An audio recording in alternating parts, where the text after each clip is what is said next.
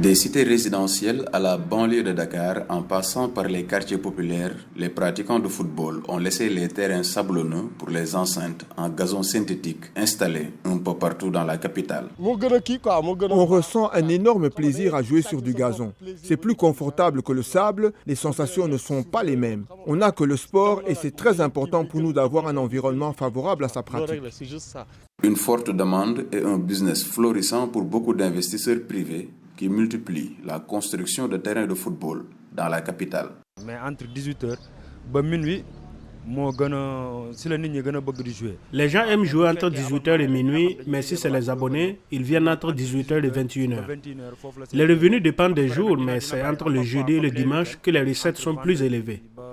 On se retrouve facilement avec 3 millions de recettes par week-end grâce à nos 3 terrains. À la base de ce business des infrastructures de football, la vision d'un homme, Mathieu Chupin, président du club sénégalais de Dakar Sacré-Cœur. Son ambition de départ était de mettre en place un business model viable. Le business model de notre club de football professionnel, c'est ça. C'était de trouver une activité qui pouvait générer des moyens réguliers nous permettant de développer sereinement l'activité football professionnel. Donc DSC, c'est 3 secteurs, le foot pro, le sport loisir et la partie sport solidaire, puisqu'on est très engagé sur le social.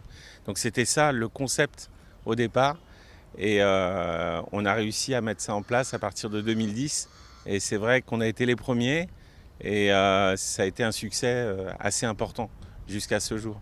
Un succès qui a inspiré les clubs traditionnels qui peinaient à assurer le fonctionnement de leurs entités. Ces derniers ont vite trouvé un moyen de renflouer leurs caisses.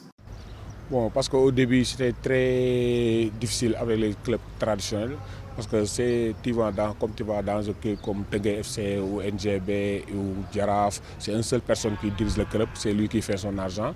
Bon, s'il est fatigué, s'il est malade, l'équipe a des problèmes. C'est pour cela qu'on s'est vu que ce politique-là n'est pas bon. Il faut qu'on sente une autre politique. C'est pour cela qu'on s'est battu pour avoir ce terrain-là. Pour au moins avoir de ressources. Depuis qu'on a eu ce terrain, ça fait 1 an. On l'a inauguré depuis le 1er janvier 2021. C'est hier que le terrain a 1 an. Bon, depuis lors, le président du club, Mohamed Djiroua, ne fait plus son argent dans le club. C'est le terrain la gestion et tout ça part dans le club, quoi. Au-delà de la pratique sportive qu'il favorise, les terrains de football synthétique installés un peu partout dans la capitale représentent un investissement rentable pour les privés et une source de financement viable pour beaucoup de clubs de football professionnel.